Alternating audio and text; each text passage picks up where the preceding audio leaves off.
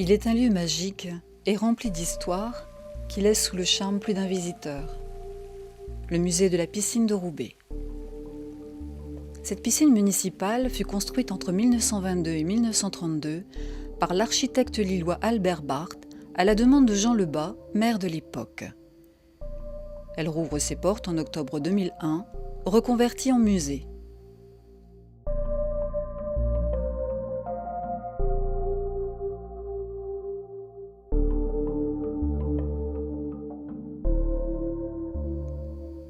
Les vitraux latéraux de la nef, comme un soleil levant, laissent entrer la lumière en multiples couleurs, inondant de ses rayons le bassin central. Artiste verrier, installé à Roubaix, j'ai trouvé intéressant l'idée de réaliser une miniature du vitrail de la piscine qui symbolise bien la ville de Roubaix. Et en même temps, j'ai cherché à en faire un échantillon des différentes techniques utilisées en vitrail. Donc vous avez au centre la technique Tiffany. Ensuite, les autres pièces de ce vitrail ont été assemblées avec des baguettes de plomb. Le verre, c'est un choix de verre clair et de verre coloré, de couleur jaune, jaune clair. Ce verre est un verre artisanal, un verre coulé qu'on appelle verre cathédrale. J'ai ensuite utilisé la technique de peinture sur verre, notamment avec des émaux opaques, des émaux transparents, ainsi que le jaune d'argent et la grisaille étant une peinture opaque. Le vitrail est un puzzle qui transcende la lumière. La magie s'opère avec l'imagination et la créativité de l'artiste.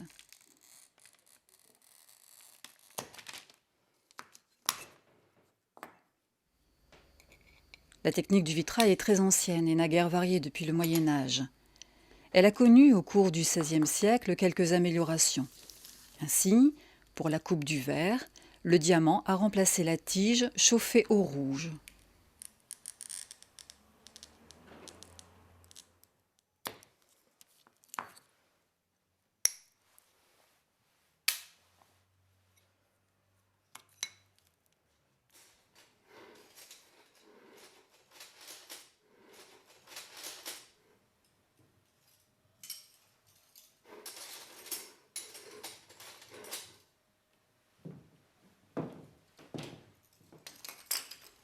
La concentration et la précision du geste sont nécessaires à la réalisation de chaque pièce.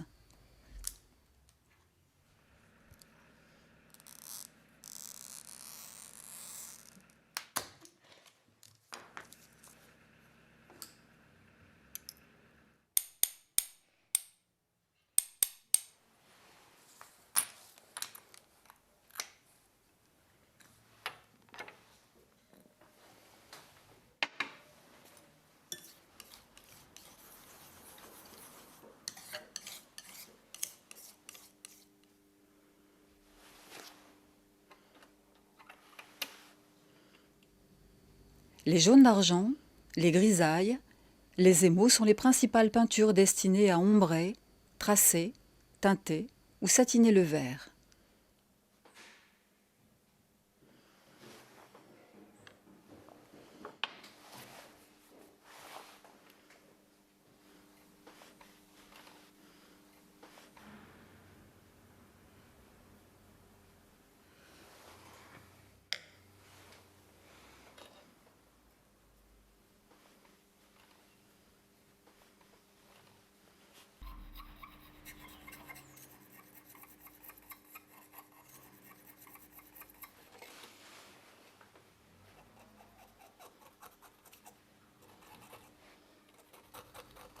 Une fois peinte, la pièce de verre est cuite au four entre 530 et 610 degrés.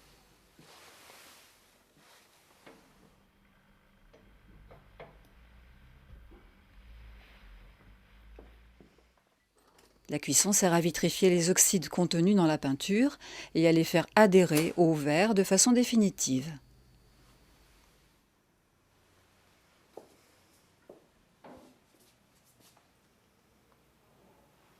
Cette planche représente l'étape conception d'un vitrail. Ici, vous avez l'esquisse le travail de recherche plastique. Et ici, la maquette qui est réalisée au 1/10.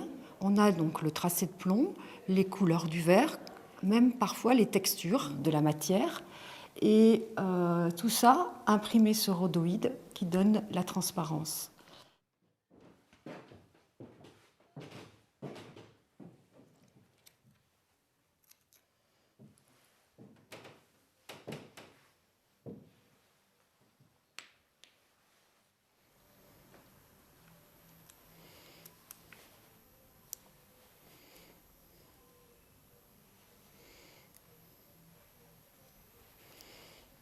Le vitrail qui sera réalisé ici utilise 2 techniques. La première, le Tiffany, qui permet d'obtenir un trait d'assemblage plus fin et de travailler en volume. Chaque pièce de verre est entourée par une bande de cuivre adhésive, puis soudée entre elles avec de l'étain.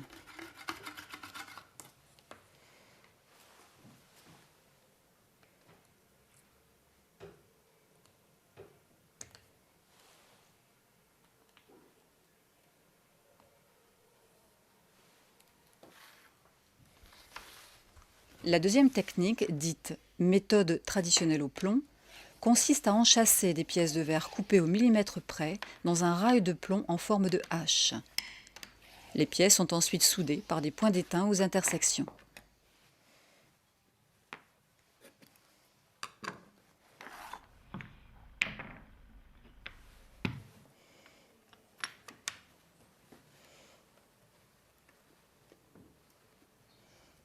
Il existe un autre procédé non illustré ici, le fusionnage ou fusing.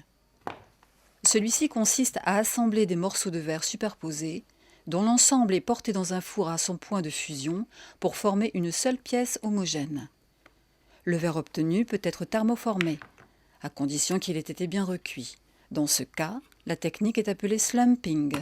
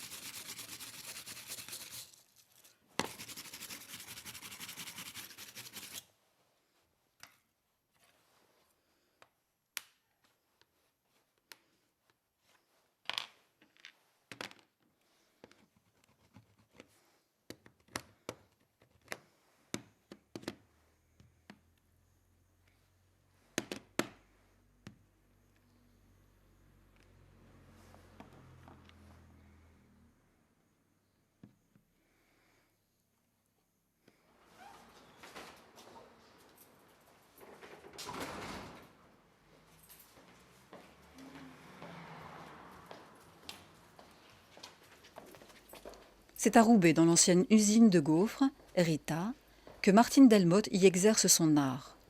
Dans son atelier, elle crée, mais elle transmet aussi son savoir.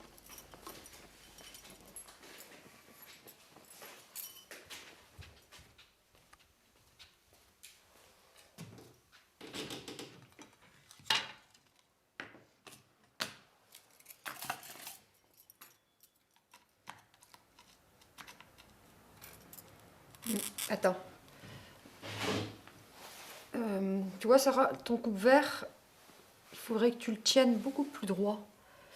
Hein, parce que si tu le tiens un peu comme ça, tu vas faire ça va crisser. Hein, tu vas rayer le verre et ta coupe, elle ne sera pas bonne. L'idéal, c'est de le tenir bien droit. Hein, je te montre. Alors, la petite vis devant. Et tu viens le positionner beaucoup plus droit. Et là, tu n'as pas besoin d'appuyer très fort.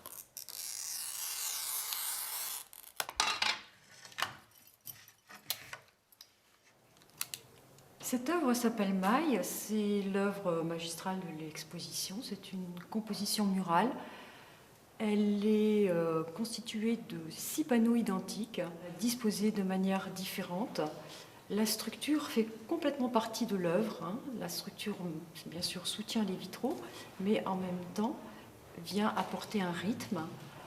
Le motif, en fait, je me suis inspirée de la fibre textile et ça permet de revenir à l'essence originelle.